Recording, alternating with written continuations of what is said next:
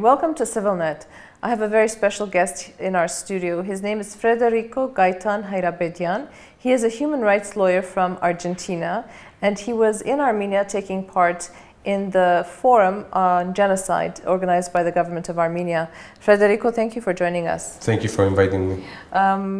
You are a human rights lawyer from Argentina, and you've won some interesting battles in your life. But before we talk about where you're going and what you want to accomplish, what motivated you to become a human rights lawyer? Well, I'm third-generation Armenian genocide survivor living in Argentina in South America, and I have all my personal history. It's about looking for justice and looking for human rights respect and commitment with the principle of universal justice. My grandfather is an important human rights activist. My mother, who died a few years ago, was a very important human rights militant and lawyer. So I have in my blood the will to fight for human rights and justice. Because of your own personal family history. Your grandfather was a survivor, or your great-grandfather was a survivor? My great-grandfather was a survivor. From which city region? Zeytun and Tomarza. And then he ended up in Argentina. Yes. And he got married and had your grandfather, yes, and then your mother. So all of the injustices that were realized upon them has somehow genetically now turned you into this champion for justice and human rights. You know, we just commemorated the centenary of the Armenian genocide, and you know, people from all over the world came, and resolutions were passed, and Pope Francis led a holy mass in the Vatican where he talked about the mass slaughter of the Armenians and called it the first genocide of the 20th century.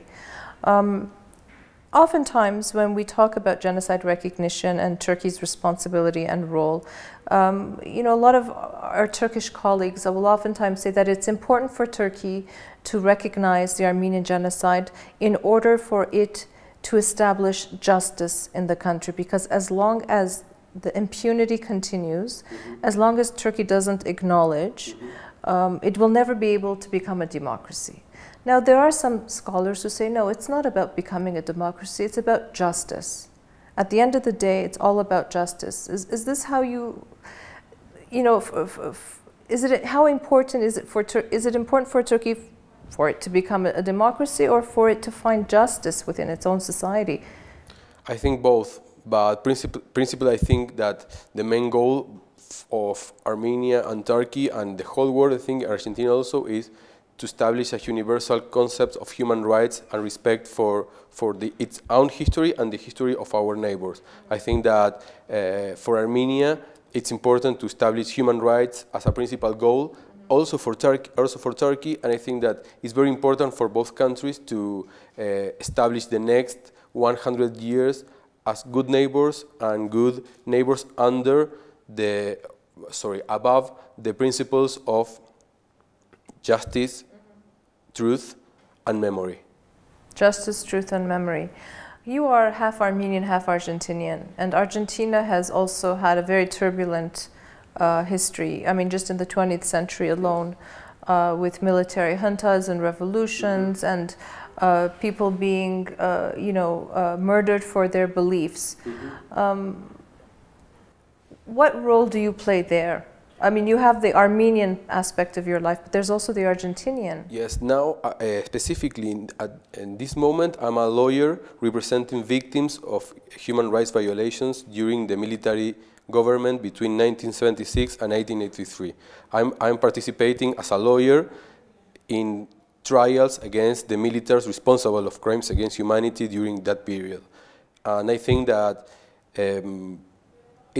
I feel like my natural will, my natural way to be in the side of the victims, representing the victims in the court, and I think that, of course, that Armenian genocide is a very huge background that I have, and a very important commitment I have with justice, specifically in this moment with the victims of human rights violations in Argentina during the 70s, and I think that the common things that Armenian genocide and human rights violations in Argentina has is the militarization of the state. When the state is being militarized and being governed by militaries, human rights are in danger.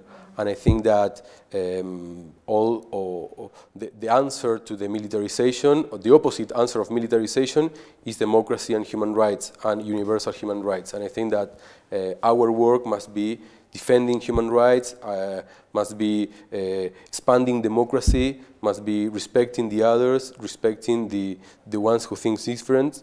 And as an Argentinian, as an Armenian descendant, an Argentinian-Armenian descendant, my commitment is not only with the Armenian genocide, looking for justice for Armenian genocide and the tragic events occurring in the past in Argentina, but to the future, for the next generations and for the world that I want my kids to live.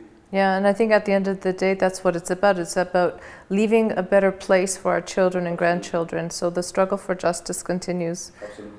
And it's about it's not only about being in Argentina or being in Armenia, it's about everybody. It's worldwide, absolutely. Everybody. I feel like we are global citizens. Right. We are. So I've been traveling for 2 or 3 years all over the world, and I am a global citizen. I'm Argentinian, I feel Argentinian, I am proud of my country. I am also Armenian genocide descendant, so I have a part of Armenian, but also I feel I am in the side of everybody who suffered human rights violations or injustices. So that makes us global citizens. Federico, thank you so much. Thank you. Thank you. I'd like to remind our viewers that my guest was Federico Gaitan Hairabedian, a human rights lawyer from Argentina. Stay with CivilNet.